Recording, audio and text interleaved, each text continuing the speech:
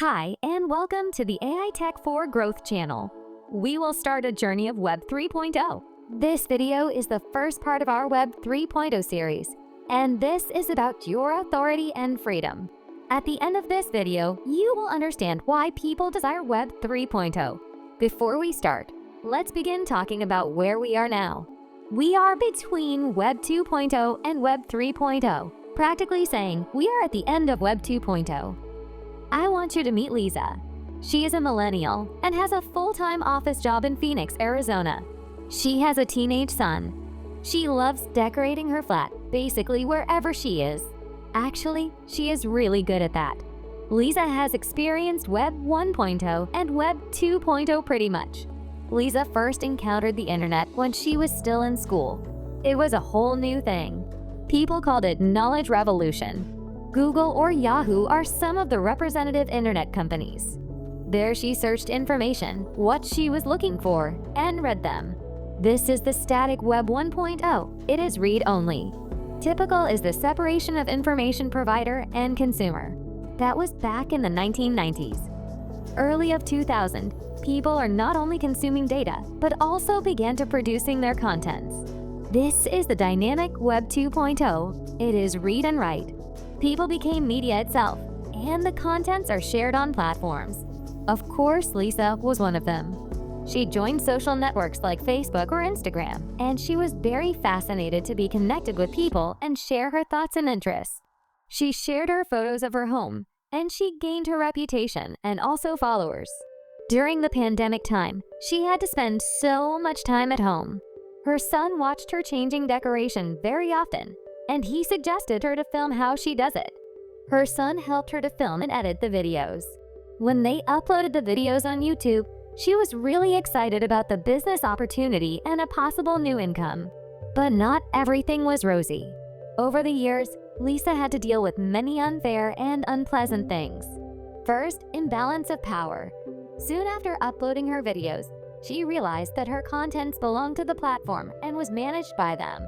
Also, she was not free of rules set by the platform to be more visible by their algorithm. Well, she doesn't make much money either. She was thinking, what if she could reach 1,000 people directly? She would have started a small business for a better money. Lisa was slowly getting the idea that platforms monopolized our data like personal information and contents and did not share profits fairly. Second, personal information leak. Lisa got a phone call from her friend, who recently got framed by phishing and lost $2,000. She believed that our personal information were securely protected with care, but due to commercial purpose or negligence in management, personal data were handed over to other institutions or hacked by criminals. Beside of it, she was getting so many commercial emails and advertisement on the web every day that she was continuously distracted. She became unsure whenever she registers on websites and agrees on cookies.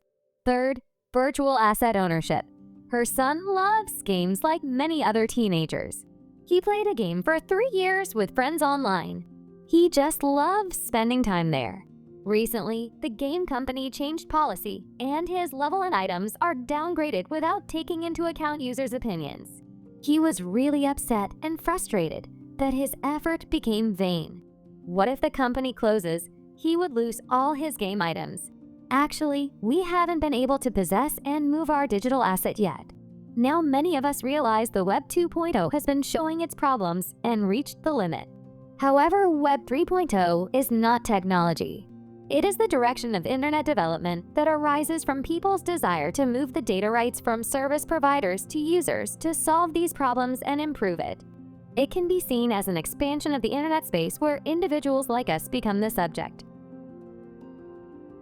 Now let's summarize what we learned so far. Firstly, let's have a look again at the table for Web 1.0, Web 2.0, and Web 3.0. Secondly, let's recap on the 3 Web 2.0 problems: imbalance of power, personal information leak, and virtual asset ownership. Thirdly, Web 3.0 is our desire and the direction of internet development. Do you feel excited about learning what Web 3.0 really is about, as well as learning about other digital technology aspects? Then please keep watching the video series. that has been designed to provide an overview of the new digital technology. Lisa just started her digital journey from zero to empowered. Lisa grows and you grow too. In the upcoming video, Lisa is going to learn about Web 3.0 and technology aspect. See you in the next video.